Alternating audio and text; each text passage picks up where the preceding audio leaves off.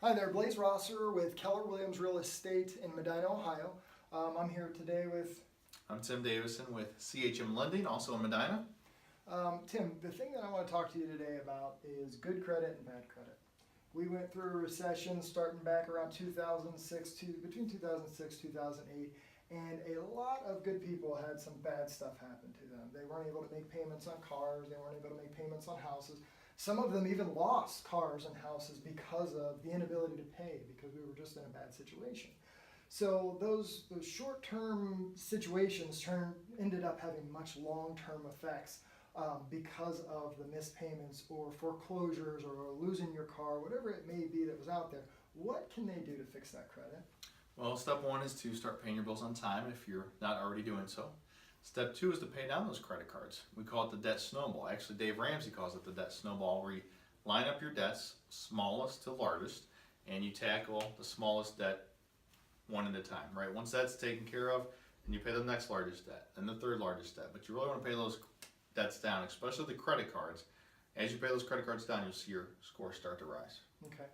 And then as far as the credit limits and stuff, we were talking about that earlier. What do you want to keep your credit limit at versus what you actually owe? The ratio there, what would you recommend? Sure, you really never want to exceed 30% of your credit limit. 30%, okay.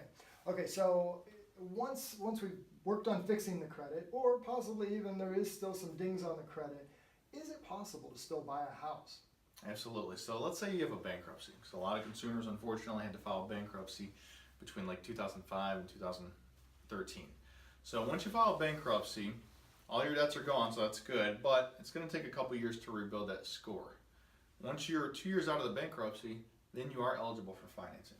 Okay. Are there different types of bankruptcies? Sure, you got a Chapter 7 that wipes out everything. You got a Chapter 11 for businesses. And then you've got a Chapter 13 where you actually pay back some of your debts over the course of 5 years. So there are different underwriting rules depending on which bankruptcy you filed, but generally speaking, 2 years after a bankruptcy, you can qualify to get a mortgage. Okay, so the question that everybody is going to ask of me and you is, what is the minimum credit score that you could have to be able to get a mortgage loan? So two-part answer. So 580 is the minimum credit score, unless you have a larger down payment. If you have a larger down payment, then you can actually go under 580.